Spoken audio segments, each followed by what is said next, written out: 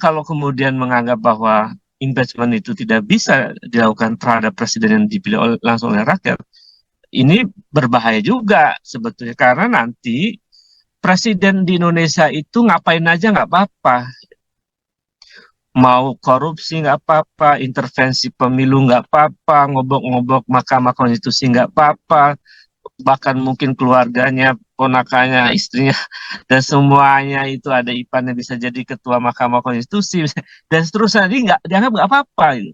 Karena dianggap dia adalah dipilih langsung oleh rakyat, nggak bisa diapa-apain. Ini bahaya loh, ini Pak, ini Bang Slamet.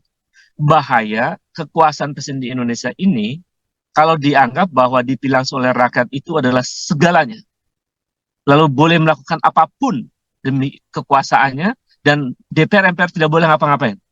Ini bahaya narasi ini. Artinya ini narasi itu sebetulnya memberi ruang absolutisme kekuasaan pada presiden. Berbahaya. Nanti kalau presiden berikutnya udah ngapain, bebas ya, mau korupsi, nggak ada yang berani melakukan impeachment dengan alasan dipilih langsung oleh rakyat. Jadi akhirnya presiden-presiden berikutnya akan mencontoh bahwa melakukan apapun jadi presiden di Indonesia tidak diapa-apain. Kan bahaya itu. Jadi bahaya. Jadi menurut saya itu pernyataan yang sedikit bermakna ganda, dan itu berbahaya dalam konteks politik ke demokrasi di Indonesia yang diyakini sebagai pilihan politik di Republik ini kan. Jadi saya kira itu, Mas Slamet. Ya, Bang Abidillah Badrun. Artinya kan kembali ke goodwill atau political will DPR. Melakukan tafsir pelanggaran terhadap konstitusi, pelanggaran hukum, pelanggaran apapun yang tadi Abang jelaskan.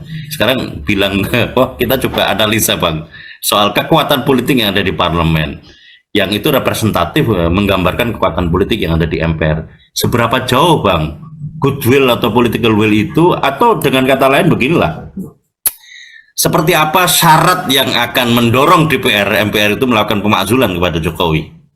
Kondisi apa Bang? Ya kalau lihat kondisi politik, peta politiknya di parlemen itu 80% lebih adalah pendukung pemerintahan. Kan itu.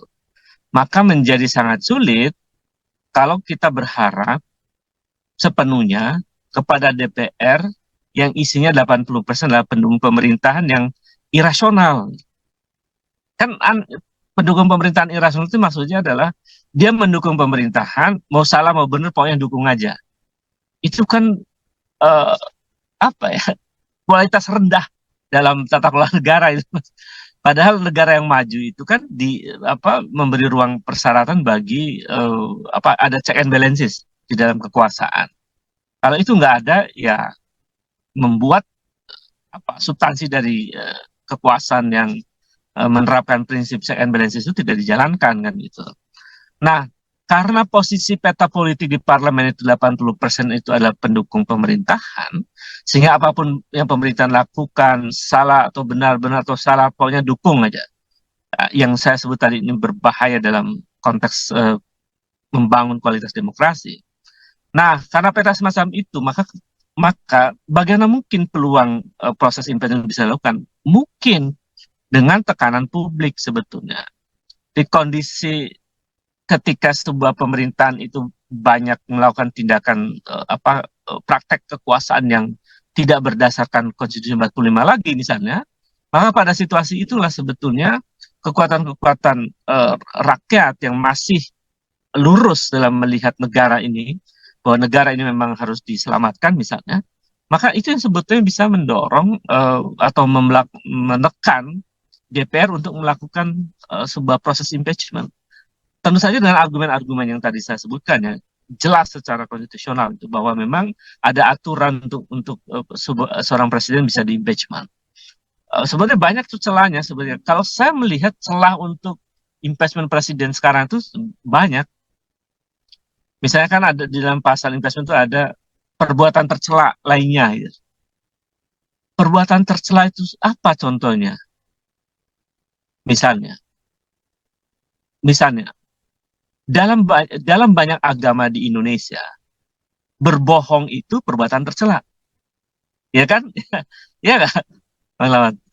Bohong itu perbuatan tercela. Coba tanya sama ulama, pendeta, biksu, dan lain-lain. apakah bohong itu perbuatan tercela? Jawabannya semua pasti mengatakan, ya, berbohong adalah perbuatan tercela. Nah, pertanyaannya kemudian adalah, apakah presiden terlalu sering berkata bohong? Kalau jawabannya iya, sering melakukan kebohongan publik, maka presiden telah melakukan tindakan perbuatan tercela. Itu juga pintu sebetulnya untuk melakukan impeachment gitu. Jadi banyak argumen yang tentu kan ini bisa menjadi perdebatan, tapi kita mau melihat bahwa coba secara clear lah kita melihat kondisi apa yang sebenarnya terjadi dalam praktek kekuasaan hari ini. Jadi banyak argumen, termasuk yang argumennya Profesor Denny Indrayana, bahwa memang ini berpotensi untuk pemakzulan karena langkah-langkah presiden yang sudah terlalu jauh dari pemenangnya gitu. Itu juga adalah argumen yang menunjukkan pelanggaran terhadap konstitusi yang juga itu pintu untuk impeachment. Jadi banyak hal yang argumennya bisa diuji ke publik, apakah itu melanggar konstitusi atau tidak. Kan persoalannya adalah belum diuji di publik, belum menjadi perdebatan argumen-argumen itu, sudah ditutup peluangnya kan itu. Seolah-olah nggak boleh impeachment, kan nggak benar itu. Bahaya nih ini Bang Slamet ya. Kalau kalau ya tadi presiden ngapain aja boleh di Indonesia sekarang ini. Mau bohong boleh, mau cawe-cawe boleh, mau apa lagi, ngaturin ketua-ketua partai ini boleh kan. Jadi banyak bolehnya, ini kan bahaya. Terus nggak Ya, diapa-apain gitu. artinya ruang konstitusionalnya sebetulnya pemakzulan itu disediakan kan begitu. Tapi lebih Ya, sabte sebetulnya kalau dia mau mengundurkan diri. Sekarang pertanyaan krusialnya, kenapa sih kalau melihat legacy pemakzulan yang terjadi sebelum-sebelumnya sebagai sebuah real politik, Pak Jokowi itu kok tidak mau menyadari dan meresensi apa yang menjadi suara publik sekarang dengan berbagai dinamika persoalan yang berkembang, Bang Obedillah Badrun. nah, jadi kalau dalam bahasa budaya politik, kalau boleh saya saya gunakan ya, dalam budaya politik Jawa itu ada politik aji mumpung kan. Yang terjadi hari ini adalah politik aji mumpung, mumpung berkuasa maka melakukan apapun, termasuk menjadikan anak dan menantunya jadi wali kota dan lain-lain. Nah, ketika kemudian ternyata banyak masalah yang dihadapi, ya maka eh, yang dipakai itu bukan lagi aturan bermain dalam politik kenegaraan, tapi lebih kepada ego politiknya. Kan sebetulnya dalam bahasa politik Jawa tuh ada namanya legowo, ya kan? Lengser ke Prabon gitu. Nah, Mbok ya Pak Lurah yang satu ini mungkin perlu belajar agak lebih dalam tentang apa itu lengser ke Prabon, apa itu apa namanya. Refleksi refleksi paham kekuasaan Jawa lah seperti Dr. Fahri Ya, Ali kira-kira buat begitu lah ya. begitu. Betul. Jadi perlu cara-cara reflektif ya untuk melihat satu budaya politik Jawa penting untuk menunjukkan bahwa mundur itu tidak berarti tidak terhormat, kan itu. Tapi dia jujur bahwa memang nggak mampu mengatasi persoalan bangsa. Karena ketidakmampuannya maka mohon pamit, undur diri. Itu jauh lebih gentleman. Lalu menyerahkan kepada yang punya kemampuan. Kan dalam terminologi teologi agama di Indonesia kan juga begitu. Tata kelola negara yang baik itu akan berjalan dengan baik ketika dikelola oleh orang yang betul-betul punya kemampuan sesuai dengan bidangnya. Jadi saya sih melihat ya mestinya beliau merenung ya tentang kondisi sekarang ini. Jadi bahaya dalam kondisi sekarang kemudian dikelola dengan cara-cara yang menurut saya tidak profesional ya, tidak sesuai dengan konstitusi. Gitu.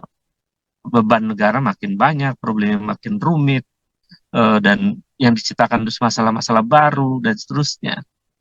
Yang akhirnya kemudian mewarisi banyak masalah kepada generasi Z ini. Kasihan generasi Z ini, kita aja yang generasi X Y ya, itu merasakan betul Migran kan. digital, migran digital. Ya betul. Mereka yang native digital ini korban dari sebuah kebijakan yang dalam teknologi teori itu disebut sebagai autocratic legalism itu kan mewarisi banyak masalah tuh dari pemerintahan sekarang. Akibatnya ya masa depan kita akhirnya sekarang banyak ilmuwan yang menyimpulkan ini kita dalam keadaan yang harus antisipasi situasi yang paling buruk akibat dari tata kelola negara yang ya kalau bahasa yang pas sekarang PDW itu kira-kira begitu. Diingatkan oleh para akademisi nggak didengar. Jadi ini sebenarnya ada semacam pengabaian terhadap public rationality. Di praktek